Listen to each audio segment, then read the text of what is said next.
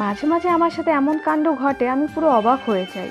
প্রথমে কি সুন্দরভাবে ভিডিওটা বানিয়েছি, আমি ভেবেছি যে ভয়েস থাকবে ভিডিওতে, বাট কোনো ভয়েস আসেনি, শুধুমাত্র ভিডিও হয়েছে। জানি না কেন। তো যাই হোক, এখানে আমি কি বলছিলাম বলো তো, যে আমি সুইটি আর টিনা সবার প্রথমে চলে এসেছি আমাদের ক্লাসরুমে। আর আমাদের পড়েছিল মাঝদিয়া কলেজে সিট। রানাঘাট কলেজে সিট নাম্বার দেওয়া থাকে না, যে যার মতো করে বসতে পারে বলে সবাই তাড়াহুড়ো করে দৌড়ে দৌড়ে যার যার ক্লাসরুমে প্রবেশ করে, কিন্তু মাঝদিয়াতে সিট নাম্বার থাকে তাই কেউ দৌড়ে যায় না। তো আমাদের ক্লাসরুমে আমরা প্রথমেই চলে এসেছিলাম, তারপর ভালোভাবে এক্সাম দিলাম।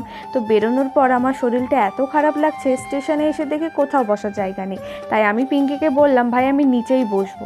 দেখতেই পাচ্ছ আশেপাশে কিন্তু সবাই দাঁড়িয়ে রয়েছে, আমরা বসে আছি। ইভেন আমাদের দেখা দেখে আরও 3-4 জন বসেছিল। তো তোমরা দেখতেই পাচ্ছ, শুধু আমরা নয়, আশেপাশে কিন্তু আরও অনেক কাকু কাকিমারা সবাই বসেছিলেন। তো যাই হোক, আমাদের ট্রেন অনেকটা লেট ছিল, 1 ঘন্টা পরে আমাদের ট্রেন ছিল।